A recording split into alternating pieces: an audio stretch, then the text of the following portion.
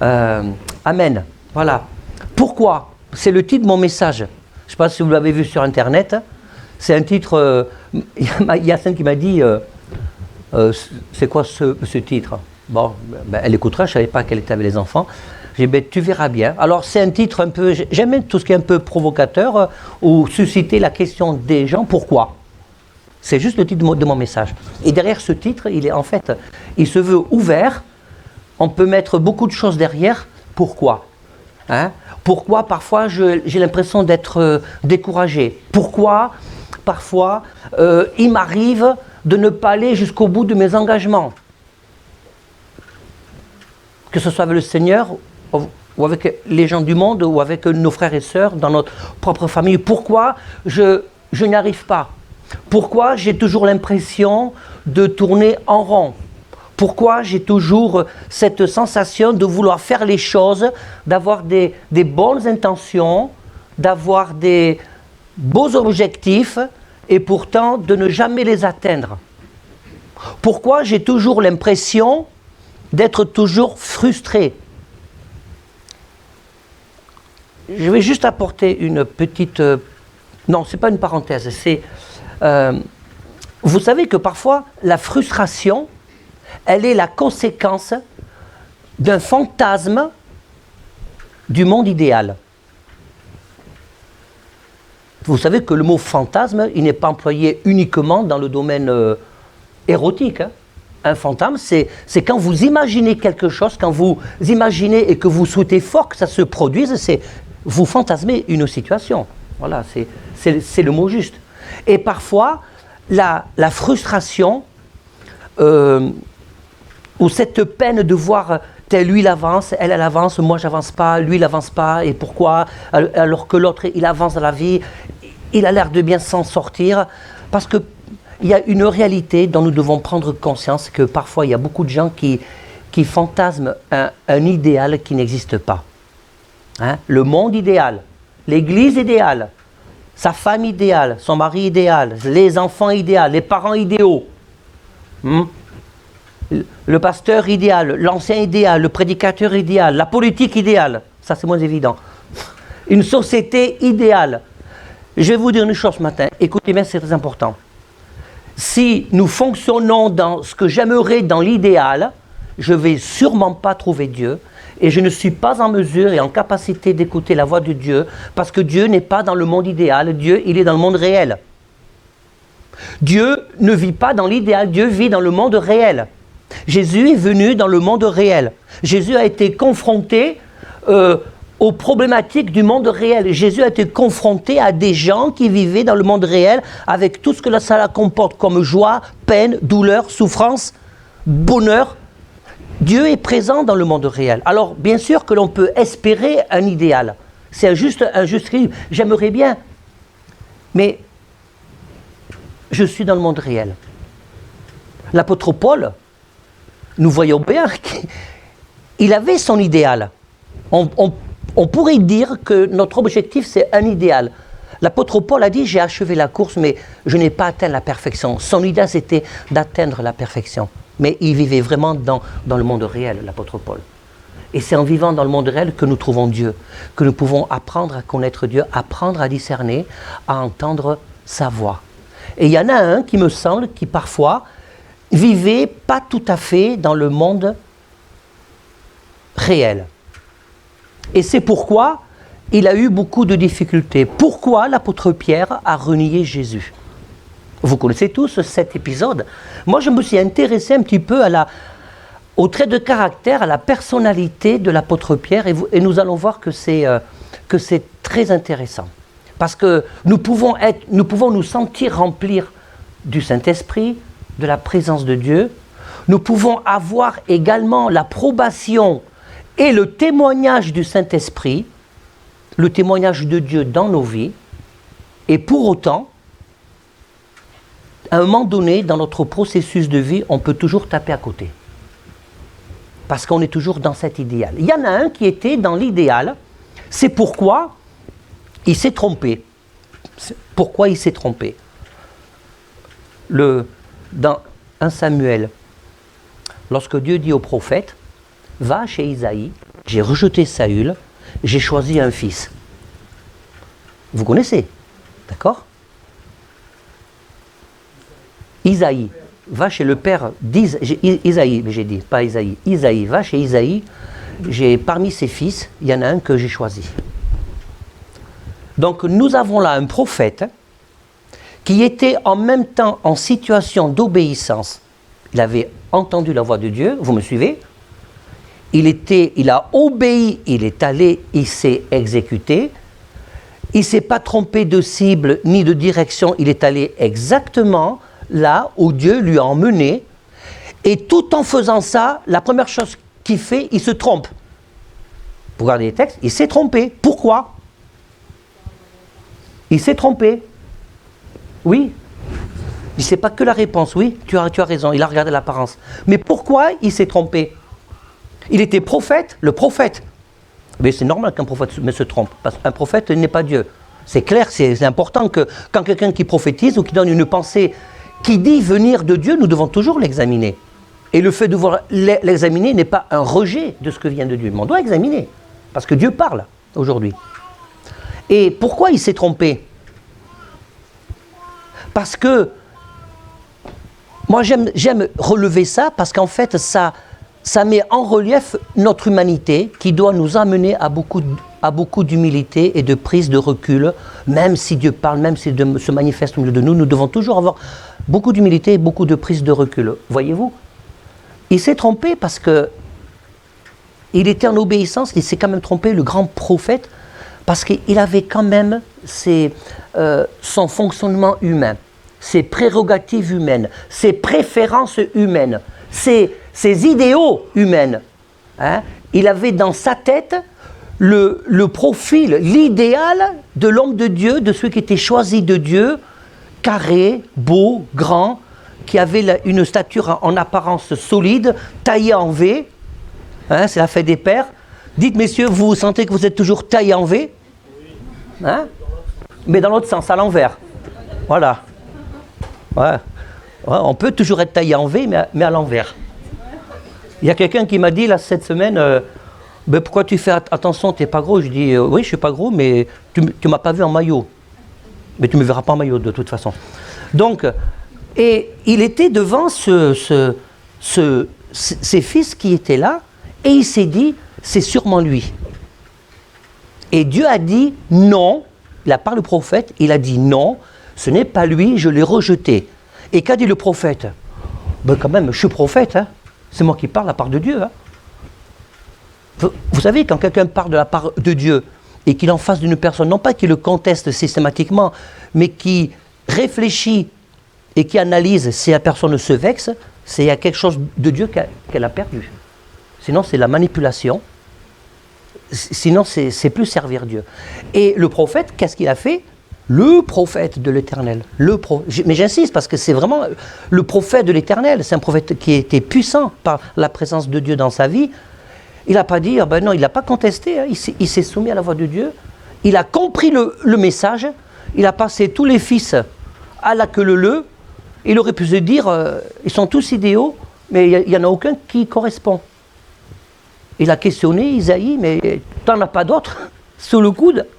Il y avait le petit David qui était dans les champs, qui était plus ou moins méprisé par ses frères parce qu'il était peu petit, c'était lui que Dieu avait choisi. Et vous savez que Dieu a dit au prophète, l'homme regarde à l'apparence, mais moi je regarde au cœur. Et ce qui est étonnant, et c'est aussi pourquoi, ce qui est étonnant, c'est que quand le jeune David est arrivé, que nous dit la parole de Dieu? Il était beau, il était frisé et blond, style surfeur. Non mais, pourquoi, d'un côté, juste dans le même texte, Dieu dit, je ne regarde pas à l'apparence, je regarde au cœur. Dans la pensée de l'homme, ça pourrait sous-entendre que plus tu es moche, plus tu es rempli du Saint-Esprit. Il faut être moche, non, c'est pas ce que Dieu dit. Ça veut dire que quelqu'un peut avoir une belle apparence physique et avoir un cœur humble, un cœur vraiment pour Dieu. Tout comme quelqu'un peut être, quand je dis moche, c'est pas péjoratif, vous comprenez ce que je veux dire. Tout comme quelqu'un peut avoir un physique qui nous paraît pas séduisant, pas attirant, peut avoir aussi un cœur pour Dieu. Mais quelqu'un peut avoir aussi un physique qui ne nous paraît pas intéressant, peut avoir un mauvais cœur. Tout comme quelqu'un qui a un beau physique peut aussi avoir un mauvais cœur. Pourquoi tout ça? Voilà. Salut, le grand est beau. Mais Dieu est en train de nous dire que nous... Pourquoi Dieu dit... lui, je l'ai rejeté parce qu'il faut regarder au cœur. Et voilà que Dieu choisit un petit garçon. La Bible dit, il a un visage beau. Il était beau. Il était beau. Mais il était selon le cœur de Dieu. Ça veut dire que ça doit nous questionner. Ça doit nous faire comprendre que nous devons toujours prendre garde à la façon dont nous parlons, à la façon dont nous pensons, à la façon dont nous évaluons les situations et tout ce qui se présente à nous. L'apôtre Pierre, dans Matthieu 16, les épisodes, vous savez que l'apôtre Pierre était quelqu'un de très particulier, c'était le meneur de la troupe. Dans plusieurs évangiles, dans plusieurs passages, quand l'apôtre Pierre a dit quelque chose, mais les autres ont dit « Ouais, nous aussi ». L'apôtre Pierre, il avait cette caractéristique de meneur. Et pourtant, c'est celui qui a fait quelque chose de grave. Il a renié Jésus. Non seulement il a renié Jésus, mais en plus, pour appuyer sa crédibilité dans son reniement, il s'est comporté et il a parlé comme les gens du monde, en ayant des propos injurieux. Il a été jusqu'au bout de son reniement. L'apôtre Pierre, c'était quelqu'un d'impétueux dans son caractère. Autant il était impétueux, il allait jusqu'au bout de son engagement vis-à-vis du Seigneur, mais quand il péchait, là il a péché un péché clairement, il a été aussi jusqu'au bout de son reniement. Alors pourquoi Jésus l'a quand même pardonné? Pourquoi Jésus l'a réhabilité? L'apôtre Pierre, c'est le type de personne que s'il était devant nous, dans l'église, on serait tenté de dire, lui il est grillé. Il est grillé. Mais ça ne marche pas comme ça avec le Seigneur. Et en même temps, c'est très important ce que je vais vous dire, ce n'est pas parce que le Seigneur permet à n'importe qui de revenir à la croix, de changer de voie, de revenir vraiment à Dieu, de reprendre le chemin du cœur de Dieu, il n'y a rien de magique. Il y a aussi quand même des conditions et des critères à respecter en termes d'attitude, d'humilité et d'acceptation de la leçon. Pourquoi, parfois, nous avons l'impression que Dieu ne répond pas à nos prières, ou que Dieu puisse, ou pourquoi, dans ton entourage, tu as l'impression que Dieu ne répond pas à la prière d'une personne que tu connais et que tu dirais au fond de toi-même, quand même, Seigneur, tu pourrais répondre à sa prière, elle le mérite bien. C'est parce qu'on n'a pas toutes les données. Que Dieu veut répondre à la prière, mais il y a des moments où Dieu ne peut pas répondre à certaines des prières que lui font ses enfants, pour diverses raisons. Soit parce que lui, dans toute sa souveraineté, il juge que ce n'est pas le moment, qu'il faut attendre, ou que la personne n'est pas prête à avoir cette réponse ou cette bénédiction, ou soit parce que, et ça je m'en rends compte de plus en plus quand je parle avec certaines personnes, en dehors de l'église ou sur les réseaux sociaux, il y a dans le cœur des gens, mes frères et sœurs, il y a ce contentieux avec Dieu. Il y a un contentieux dans beaucoup de cœurs, même parmi les chrétiens. Il y a un contentieux. Il y a une colère, une sorte de colère. Il y a beaucoup de chrétiens aujourd'hui. Hein, si tu me regardes dans les réseaux sociaux, je te regarde droit dans la caméra.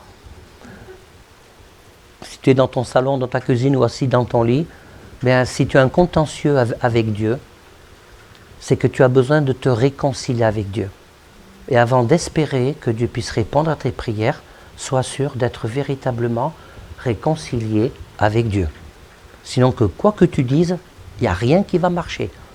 Tu es dans un monde idéal. Ça ne marche pas comme ça avec le Seigneur. Et pourquoi Jésus a été si doux avec l'apôtre Pierre? Vous savez, dans Matthieu 16, On va le lire, Matthieu 16, 16.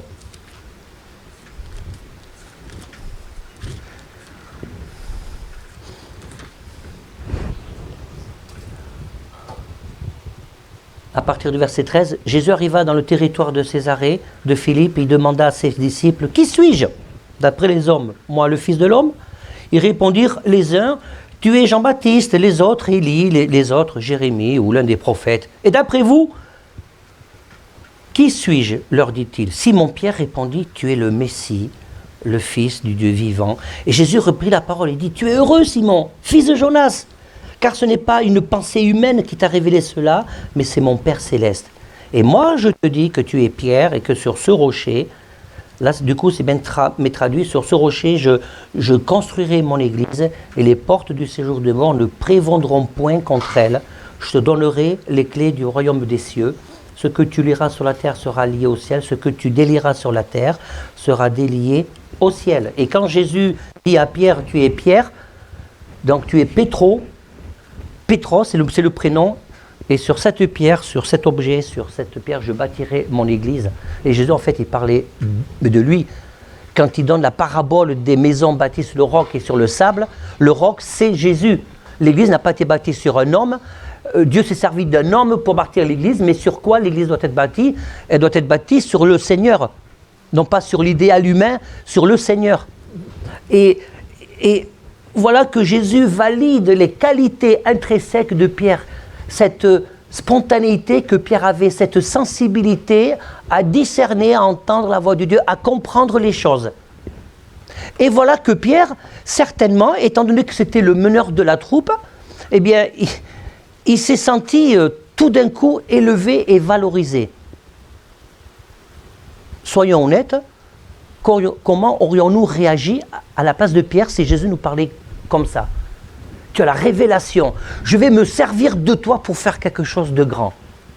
Vous savez, quand Dieu nous parle, et quand Dieu nous donne, si ça t'est arrivé dans ta vie, quand Dieu te parle, quand Dieu te dit, et que tu comprends ce que Dieu veut faire de toi dans l'avenir, ça ne veut pas dire que c'est de suite que ça va commencer. Parce que souvent, quand Dieu appelle, quand Dieu parle, c'est pas pour passer à l'action le lendemain, mais c'est pour comprendre que nous avons tout un chemin à parcourir, parce qu'avant de rentrer pleinement dans le projet de Dieu, nous avons besoin que vraiment le Saint-Esprit émonde notre caractère. Mais cela ne remet pas en cause ce que Dieu met dans ta vie. Et vous savez que Pierre, Jacques et Jean étaient les trois disciples, on dirait le premier cercle, rapproché du Seigneur. Pierre, Jacques et Jean.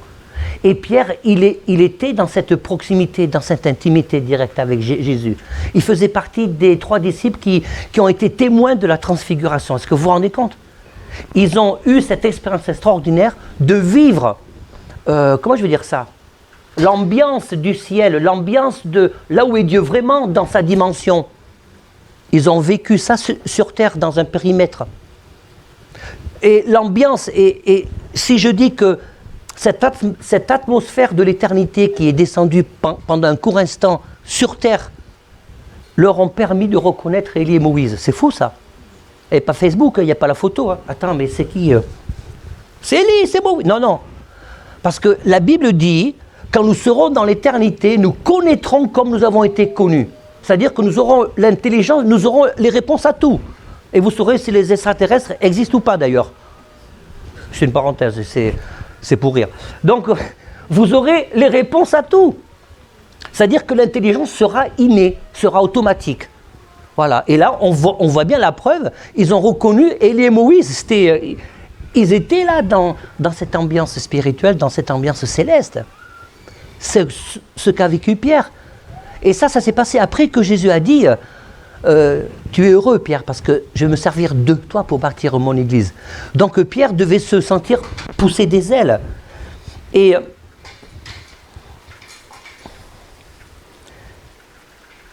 puis on voit dans...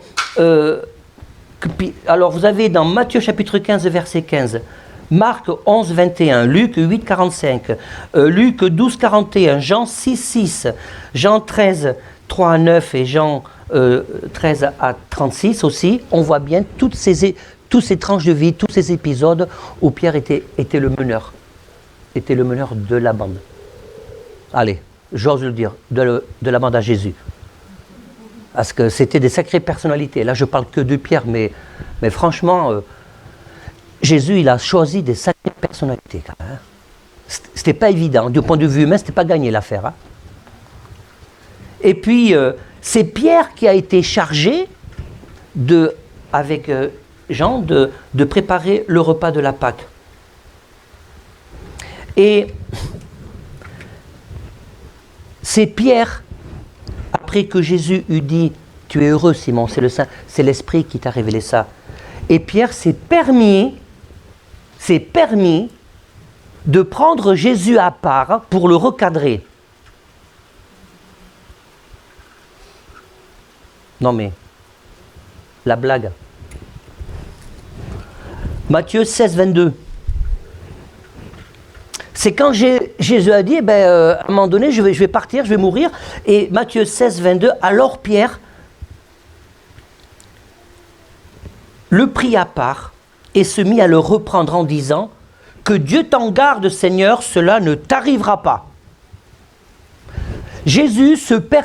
Pierre, alors qu'il venait de confesser que Jésus est le Fils de Dieu, il se permet de reprendre le Fils de Dieu. Il est rentré dans un espèce d'état d'esprit de toute puissance. Ça ne t'arrivera pas parce que je suis là. Ce qui m'amène à dire que Jésus, Dieu, ils n'ont pas besoin de nous, ils n'ont pas besoin de nous pour le défendre. Est-ce que vous croyez que Dieu a besoin de toi pour le défendre?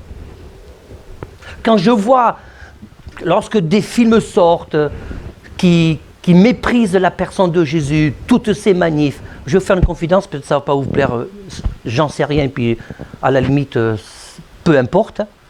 Je n'irai jamais manifester parce que quelqu'un parle mal de Jésus, ou l'insulte, ou sort un film complètement dégradant, cherchant à dégrader la personnalité de Jésus, parce que j'estime que Jésus n'a pas besoin de moi pour le défendre. Parce que la parole de Dieu me dit, ce n'est ni par force ni par puissance, mais par mon esprit, dit le Seigneur. Et Pierre, il n'a pas eu cette révélation, là, du coup, il n'a pas pris conscience que, avant de partir vraiment au front spirituel, il était un homme. Il s'est permis, il a pris ses aises. Je voudrais poser, pourquoi parfois, ça m'est arrivé de constater que des gens voulaient vraiment servir Dieu, et quand il y a quelque chose qui se passe, ça ne se passe pas comme il espérait, il y a une mauvaise réaction. Pourquoi? Il y a une réalité, mes frères et sœurs, c'est que quand Dieu nous parle, en tant qu'humains, nous devons aussi nous poser la question, comment est-ce que je vais gérer ce que Dieu met dans ma vie? Comment est-ce que je vais gérer cette divinité qui est en moi? C'est-à-dire la présence de Dieu. Est-ce qu'on pense à se poser la question? C'est des questions qu'il faut se poser de temps en temps. Sinon, Pierre se serait... Non mais, vous vous rendez compte, si vous relisez, Pierre se permet de recadrer Jésus. Moi, je suis là. Ça ne t'arrivera pas. Ça veut dire que Pierre est en train de dire, Jésus, tu te trompes.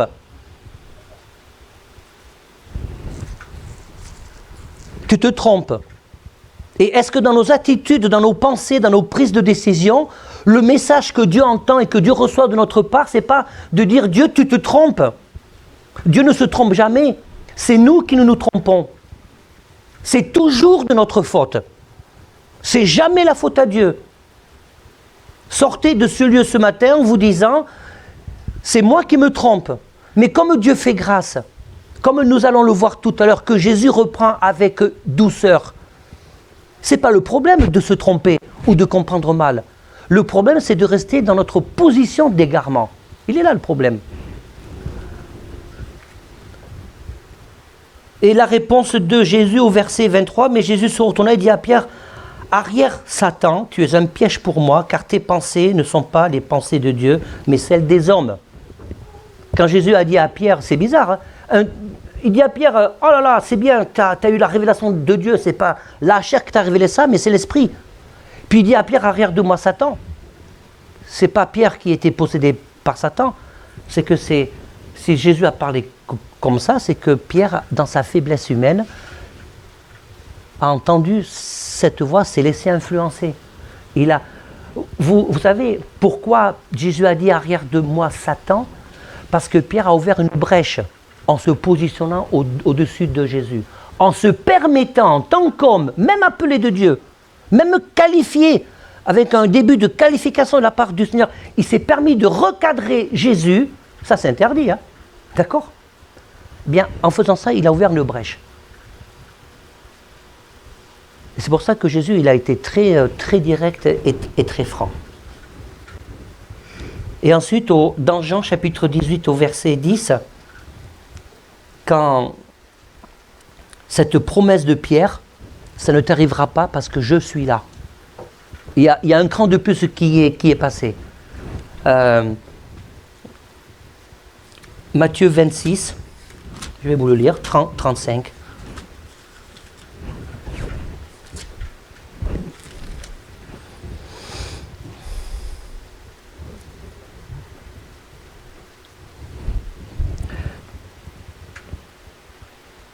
Donc c'est pendant la Sainte Seine, hein, pendant la scène, il prit ensuite une coupe et remercia Dieu, puis il leur donna en disant « Buvez-en tous, car ceci est mon sang, le sang de la nouvelle alliance qui est versé pour beaucoup, pour le pardon des péchés. Je vous le dis, je ne boirai plus désormais de ce fruit de la vigne, jusqu'au jour où je boirai de nouveau avec vous dans le royaume de mon Père. » Après avoir chanté des psaumes, ils se rendirent au mont des Oliviers. Alors Jésus dit « Vous trébucherez tous cette nuit à cause de moi.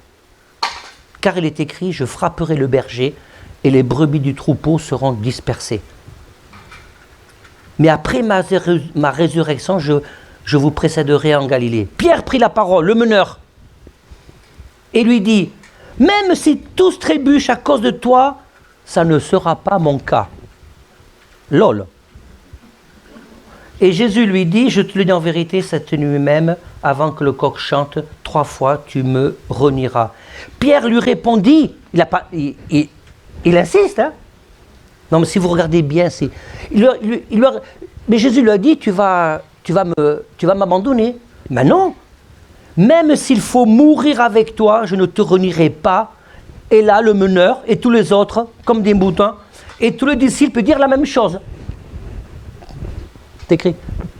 J'imagine Pierre, moi Seigneur, je ne vais pas te renier, tu peux me faire confiance. Mais en plus, je crois sincèrement qu'il était sincère. Il était vraiment, mais sincère. C'est-à-dire, vous savez, quand quelqu'un... est-ce que vous êtes arrivé d'aller dans un restaurant où tout est à volonté? Miam miam. Il y a des bons restaurants chinois, du côté de Sainte-Eulalie, là-bas. Et puis d'avoir les yeux plus gros que le ventre. D'accord? Là, j'ai abusé, j'ai un peu trop pris, je ne vais pas pouvoir tout finir. Pierre, là, en l'espèce, il n'avait pas les yeux plus gros que le ventre.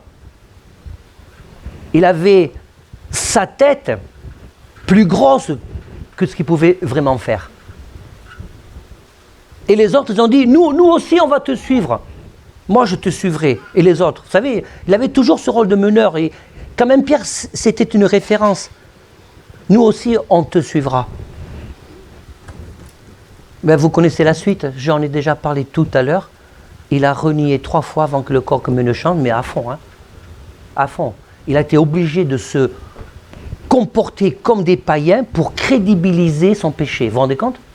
Jusqu'où il est allé? L'apôtre Pierre s'est comporté comme des païens pour donner du crédit à ses péchés, à son péché. Il est allé jusque-là. Celui dont Jésus... Alors, est-ce qu'il s'est trompé, Jésus? Vous allez me dire non parce que vous connaissez la suite. Donc, ce n'est pas du jeu.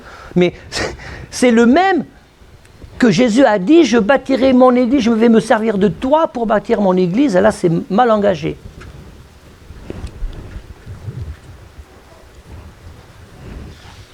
Jean chapitre 21, c'est un des passages des évangiles que j'aime beaucoup. C'est cette rencontre fabuleuse entre Pierre et Jésus. Lorsque, donc chapitre 21, verset 6, ils n'avaient rien péché. Vous vous rendez compte des professionnels de la pêche qui n'avaient rien péché. Ça me parle, ça. On peut savoir faire beaucoup de choses dans l'œuvre de Dieu. Hein? je sais, je connais, j'ai l'habitude, j'ai l'expérience, et pourtant ça ne fonctionne pas. La logique, pourquoi? Pourquoi dans notre logique humaine, quand je sais, pourquoi dans notre logique humaine, je me base toujours sur mes propres expériences pour continuer à avancer? Il faut le faire. Mais dans le monde de Dieu, ça ne se passe pas toujours comme ça. Nous devons toujours prendre le temps de nous renouveler. Et Pierre, certainement, dans la façon dont je lis le texte, ce que je comprends, c'est que Pierre, il était profondément triste, blessé de son échec. Il y a des gens, souvent quand on parle de blessures, c'est parce qu'on a eu des blessures infligées par les autres, des blessures infligées par une situation. Mais là, je crois que Pierre, il avait une blessure qui s'était infligée lui-même. Et mes frères et sœurs, peut-être que le Seigneur veut te dire ce matin, dans tes prises de position personnelles, intimes que tu as eues vis-à-vis du Seigneur, si tu as vécu un échec, c'est parce que peut-être c'est toi qui t'es infligé tes propres blessures, en ne pas aller, en n'ayant pas répondu à Dieu jusqu'au bout, ou en n'ayant pas tenu tes engagements jusqu'au bout. Et c'était le cas de Pierre. Et Pierre, il a mis en pratique, hein, je te suivrai jusqu'à la mort. Il a dégainé son épée, il a coupé l'oreille d'un soldat. Il a vraiment été jusqu'au bout. D'accord? Et Jésus, dans sa patience, dans sa douceur, a ramassé l'oreille et lui a recollé. Je ne sais pas si ça a eu ce bruit, mais enfin j'imagine, c'est une oreille, je ne sais pas, ça fait du bruit quand même. Hein? Chair contre chair. Je ne sais pas, vous avez déjà coupé l'oreille d'un cochon il a ramassé, il lui a recollé l'oreille. Et Jésus a dit à Pierre, c'est pas comme ça qu'on fait. Si tu veux mourir par l'épée, ben vas-y, dégaine ton épée. Rien ne peut justifier l'âme et la violence. Vous le savez bien, au nom de Dieu. Ni verbal, ni comportemental. Rien ne peut la justifier. Il y a quelque chose que Dieu ne supporte pas, c'est quand on commence à justifier la violence, quelle qu'elle soit, quelle qu'en soit l'origine ou la raison, rien ne justifie la violence. Les hommes du monde me le disent. Hein? Et je reviens toujours à ce même sujet. Les gens du monde le disent. Nos politiques, que vous les aimez ou pas, c'est pas ça le problème. C'est que tous les 2 jours, il y a une femme qui meurt sous les coups de son mari. Et j'ai entendu dans des émissions. Oui, mais elle a provoqué son mari, elle l'a emmené jusqu'au bout, donc elle a pris une trempe. Mais ça ne justifie pas la violence. Et parce que les hommes disent la violence ne se justifie pas, qu'ils ont fait des lois pour ça. Il y a combien plus forte raison en tant qu'enfants de Dieu, si nous sommes nés de nouveau et remplis de l'Esprit de Dieu. Rien ne justifie la violence. Jésus a dit, tu ranges ton épée, t'arrêtes tes bêtises. Bon, on apprend que les disciples étaient armés, ça c'est un autre sujet. D'accord, ce n'est pas le sujet de ce matin, mais c'est intéressant de le constater. Et donc, ils jetèrent le filet, donc au verset 6, tant qu'il y avait des poissons. Alors le disciple que Jésus aimait dit à Pierre, donc Jean, « C'est le Seigneur !» Pierre, bon, mais j'imagine, vous savez, comme dans les dessins animés, « C'est le Seigneur !» Les oreilles, comme ça, parce qu'en fait, il attendait que ça. Dès qu'ils ont entendu que c'était le Seigneur, Simon-Pierre remit son vêtement et sa ceinture, parce qu'en fait, en plus, ils étaient nus. Ça, c'est quelque chose à analyser, mais ce n'est pas le sujet de ce matin. Car il s'était déshabillé et se jeta dans le lac.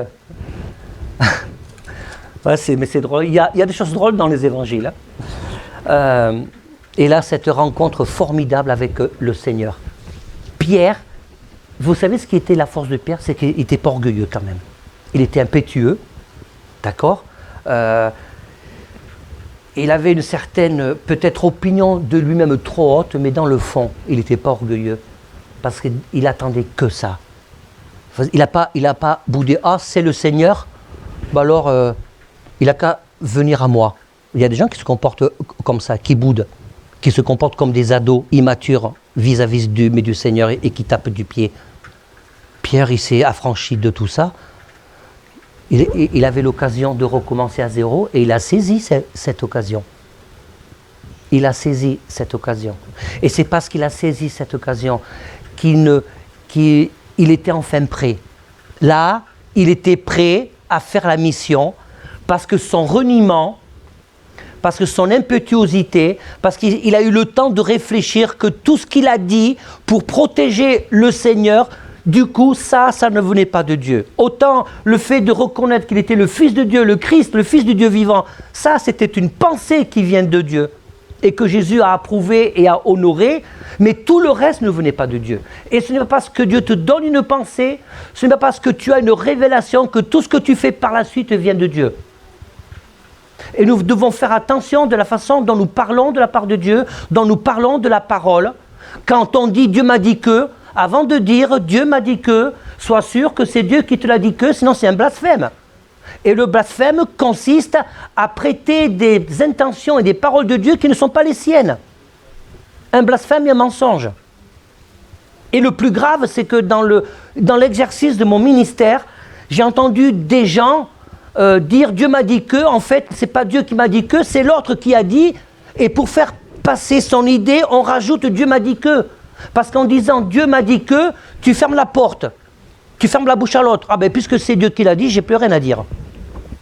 Et je crois, mes frères et sœurs, il me semble que nous devons faire très attention, nous devons vraiment avoir cette crainte de l'amour de Dieu, cette crainte de cette parole puissante de Dieu, de ne pas la prononcer à tort et à travers. Si tu veux que le Seigneur réponde à tes prières, si tu veux voir la gloire de Dieu dans ta vie, commence par craindre cette parole et ne pas la prendre à la légère. Pierre, il a appris tout ça à ses dépens. À ses dépens. Mais c'est parce que Jésus avait discerné dans sa vie ce cœur simple, ce cœur souple, ce cœur humble, que Jésus avait prévu de le rencontrer tout à nouveau. Et ce qui est fort, c'est que quand Jésus a ce dialogue, et je vais terminer par là, Jésus s'approcha, prit le pain, donc c'est verset...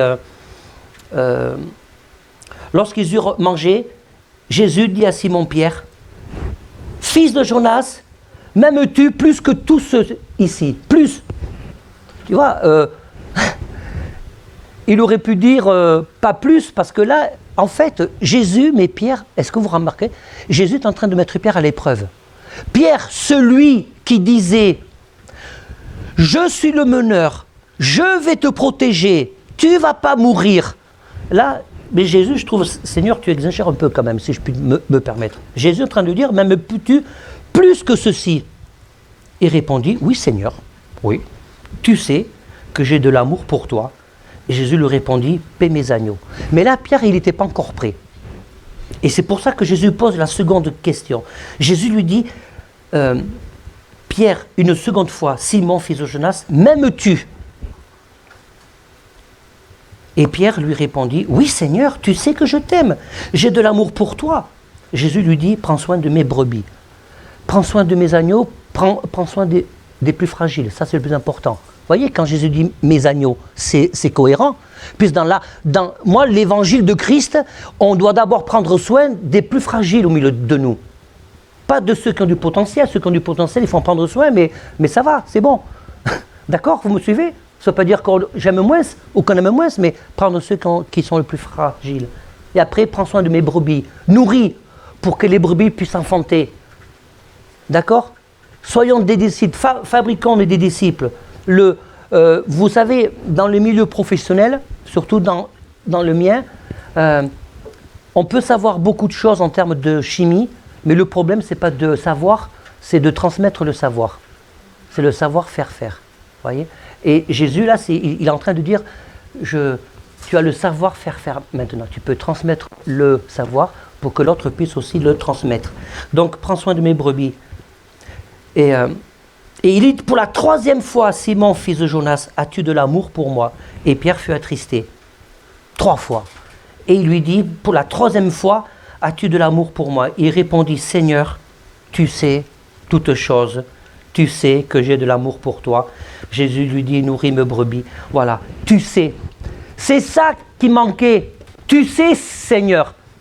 Tu sais, Pierre est en train de confesser que Jésus sait toutes choses. Il est au-dessus de toutes choses. Avant, c'était Pierre qui savait. C'était Pierre qui savait si Jésus devait mourir ou pas. C'était Pierre qui savait que Jésus avait besoin d'un garde du corps. C'était Pierre qui savait qu'il était sûr de lui, que je te suivrai jusqu'à la mort. Et là, c'est plus le même Pierre. Hein. C'est plus le même Pierre. Tu sais. Et ce qui est fort dans le tu sais tout, dans le premier tu sais, c'est le mot eido. C'est pas le même mot, hein, dans les deux tu sais. Tu le savais? Tu sais que c'est pas les mêmes mots dans les deux tu sais? Vous voulez que je répète? Est-ce que tu sais que dans les deux mêmes mots, tu sais, c'est pas le même tu sais? Est-ce que tu le sais? Dans le premier mot tu sais, c'est percevoir, examiner, c'est découvrir, voir avec considération. Donc c'est comme si Pierre disait la première fois, ben, tu perçois bien, Seigneur, tu as bien vu, tu as bien examiné ma situation. Tu considères, tu as bien considéré que j'ai fait l'effort de venir à toi. Et dans le deuxième mot, quand Pierre s'est abandonné, il a lâché l'affaire en fait. C'est ça le secret. Voilà pourquoi parfois nous pouvons avoir l'impression que ça n'avance pas, c'est parce qu'on ne lâche pas l'affaire. Pourquoi? Parce que Jésus veut qu'on s'abandonne et qu'on dise, mais Seigneur, tu sais toutes choses. Et là, c'est tu sais, c'est le mot ginesko, ginoskoi, c'est savoir comprendre, avoir la connaissance d'eux. Voilà. Et là, Pierre a dit, tu as la connaissance. Tu as toute la connaissance. Et en disant ça, c'est comme si Pierre disait, moi finalement, avec tout ce que j'ai vécu, moi je sais rien. Moi je sais rien. Jésus nous aide à surmonter nos craintes. Jésus pardonne nos infidélités. Jésus enseigne avec patience. Jésus nous voit tel qu'il veut que nous soyons. Jésus nous voit tel qu'il veut que nous soyons. Ça veut dire que Jésus voit au fond de toi le potentiel et le meilleur de ce que toi, parfois, tu ne vois pas. Et c'est aussi pour tous ceux qui sont à distance, parce qu'on est toujours centré sur nous-mêmes. Et Jésus emploie des personnes invraisemblables pour son service.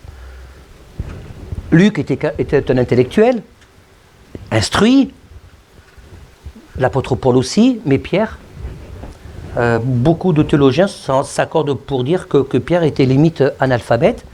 C'était un gars du peuple, même s'il avait sa boîte, sans instruction. Voilà.